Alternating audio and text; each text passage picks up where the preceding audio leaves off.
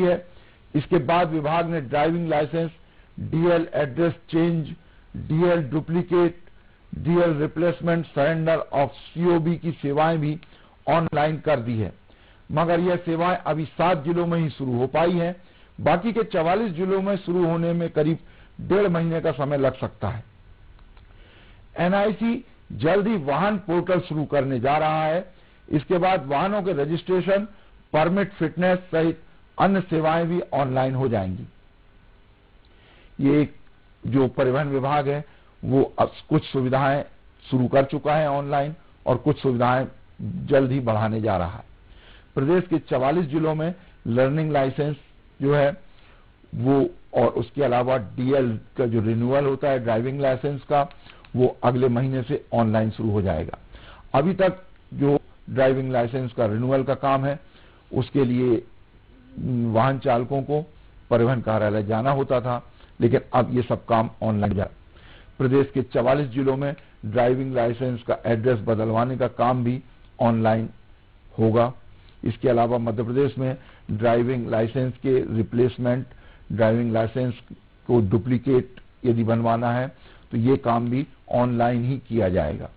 लोगों को इन सेवाओं के लिए परिवहन कार्यालय अब नहीं जाना होगा, जबकि अभी तक इन सब कामों के लिए परिवहन कार्यालय के चक्कर काटना पड़ते थे। विदिशा, खरगोन, अलीराजपुर, आगरमालवा, बड़वानी और बुरहानपुर में ये 7 सेवाएं ऑनलाइन शुरू हो चुकी हैं। पायलट प्रोजेक्ट में ऑनलाइन लर्निंग लाइसेंस जुलाई 2021 से सतना और खरगोन में बनने लगे। ऑनलाइन लर्निंग लाइसेंस बनाने की शुरुआत 2 अगस्त से प्रदेश के बाकी जिलों में भी शुरू हो चुकी है। जल्द ही वाहनों के जो परमिट हैं और रजिस्ट्रेशन, इसके लिए भी ऑनलाइन सारी प्रक्रिया होने लगेगी।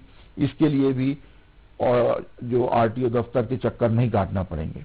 इतना ही नहीं, वाहनों का जो फिटनेस है वो भी ऑनलाइन करने का काम परिवहन विभाग जल्द ही शुरू करेगा। वाकई परिवहन विभाग में लोगों को बहुत ज्यादा दिक्कत आती थी, यही कारण है कि परिवहन विभाग एक के बाद एक सभी सुविधाओं को ऑनलाइन करने जा रहा है। ऑनलाइन सुविधाएं होने से लोगों को दिक्कतें कुछ कम होंगी। अब रुख करेंगे एक और प्रशासनिक खबर की ओर।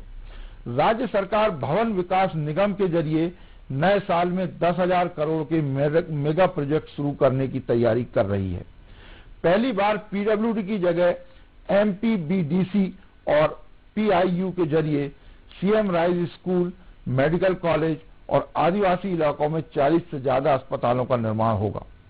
दरअसल राज्य सरकार ने ये जो के अंतर्गत आने वाले भवन निर्माण की कार्यों के लिए बिल्डिंग कारपोरेशन का गठन कर दिया है। प्रदेश में सीएम राइज योजना में करीब 9,200 स्कूलों में विकास कार्य होना है। इन स्कूलों के नए भवनों का निर्माण होगा। इसके अलावा प्रदेश में मंडला में 249 करोड़ 63 लाख, सिंगरौली में 258 करोड़ 7 लाख, श्योपुर में 256 करोड़ 83 लाख, राजगढ़ में 56 करोड़ 55 लाख, नीमच में 253 करोड़ 7 लाख और मंदसौर में 270 करोड़ 49 लाख की लागत से मेडिकल कॉलेज का निर्माण करवाया जाएगा। राज्य सरकार ने इन मेगा प्रोजेक्ट के लिए एजेंसियों का इम्पैनलमेंट शुरू कर दिया है। इसमें केंद्र सरकार के सार्वजनिक क्षेत्र के उपक्रम भी निर्माण के लिए शामिल हो सकेंगे।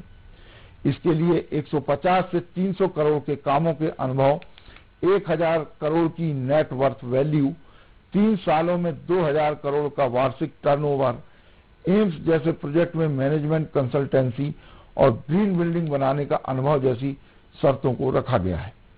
राज्य सरकार ने सभी विभागों के अंतर्गत बनने वाले भवन निर्माण के कार्यों के लिए बिल्डिंग कारपोरेशन में 198 पदों की स्वीकृति दे दी है। इसमें प्रतिनियुक्ति और संविदा पर प्रमुख अभियंता सहित बाकी का स्टाफ रखा जाएगा। अब स्वतंत्र कंपनी वाला कारपोरेशन और परियोजना क्रियान्वयन इकाई पीआईयू मिलकर ज्यादातर बड़े प्रोजेक्ट के काम करेंगे। राज्य सरकार ने ये जो सरकारी भवनों का निर्माण होता था उसके लिए अब एक अलग संगठन बना दिया है। इसके जरिए अब राज्य सरकार नए साल में 10,000 करोड़ के मेगा प्रोजेक्ट शुरू करने जा रही है। पीडब्ल्यूडी की जगह एमपीबीडीसी और पीआईयू के जरिए सीएम राइज स्कूल मेडिकल कॉलेजों का आएगा। एमपीबीडीसी और पीआईयू के जरिए आदिवासी इलाकों में 40 से ज्यादा अस्पतालों का निर्माण भी होगा। ये जिम्मेदारी भी अब इसी को सौंपी जाएगी। राज्य सरकार ने सभी विभागों के भवन निर्माण के कार्यों के लिए बिल्डिंग कारपोरेशन का गठन किया है। मध्य प्रदेश में सीएम राइज योजना में 9,200 स्कूलों में विकास कार्य होना है। इन विकास कार्यों को भी यही एजेंसी अंजाम तक पहुंचाएगी। मंडला, सिंगरौली, श्योपुर, राजगढ़, नीमच और मंदसौर में मेडिकल कॉलेज का निर्माण कराया जाएगा। इन मेडिकल कॉलेजों का निर्माण की जिम्मेदारी भी इसी एजेंसी को दी गई है। राज्य सरकार ने इन मेगा प्रोजेक्ट के लिए एजेंसी का इम्पैनलमेंट शुरू कर दिया है।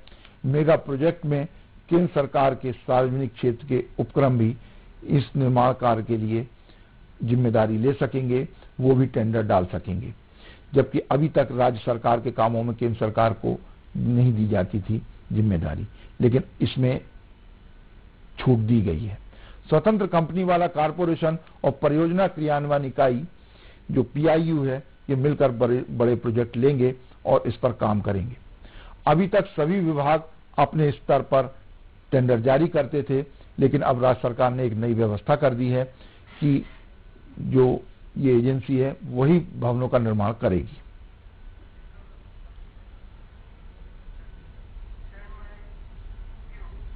अब बात करेंगे खास सेगमेंट चलते चलते की, जिसमें राजनीति या ब्यूरोक्रेसी के क्षेत्र में चर्चित प्रसंग की बात की जाती है। तो आज भी ब्यूरोक्रेसी से जुड़ा एक प्रसंग खासा चर्चा का विषय बना हुआ है। पिछले दिनों प्याज के बीज घोटाले की चर्चा मंत्रालय के गलियारों में जोरों पर थी। चर्चा का ही नतीजा था कि उद्यानिकी विभाग से प्रमुख सचिव और संचालक दोनों को ही रुखसत कर दिया गया था। प्रमुख सचिव भारतीय प्रशासनिक सेवा की अफसर हैं और संचालक भारतीय वन सेवा के अफसर हैं। बीज घोटाला संचालक के कार्यकाल का था, इसलिए कहा यह जा रहा था कि केवल संचालक को ही हटाना था, लेकिन ऐसा नहीं हुआ। अब इस मामले में चर्चा हो रही है कि ऐसा निर्णय करवाने वाले भी एक प्रमुख सचिव हैं। उन्होंने ही सलाह दी थी कि विभाग से केवल संचालक को हटाने से सरकार की छवि खराब होगी, इसलिए संचालक के साथ प्रमुख सचिव को भी हटा देते हैं। दरअसल उद्यानिकी विभाग के संचालक सलाह देकर निर्णय करवाने वाले इस प्रमुख सचिव के खास माने जाते हैं। इनका मानना था कि उद्यानिकी विभाग से प्रमुख सचिव को नहीं हटाया गया तो प्याज के बीज घोटाले की जांच में तेजी आ जाएगी और संचालक को बचाना मुश्किल हो जाएगा। दर्शक समझ तो गए होंगे कि इस तरह की सलाह देकर निर्णय करवाने वाला प्रमुख सचिव कौन है। फिर भी दर्शकों की सुविधा के लिए बताते चले कि यह प्रमुख सचिव महोदय 5वीं मंजिल पर बैठते हैं और लोग इन्हें ईमानदार समझते हैं। इनसाइड राजतंत्र में आज बस इतना ही।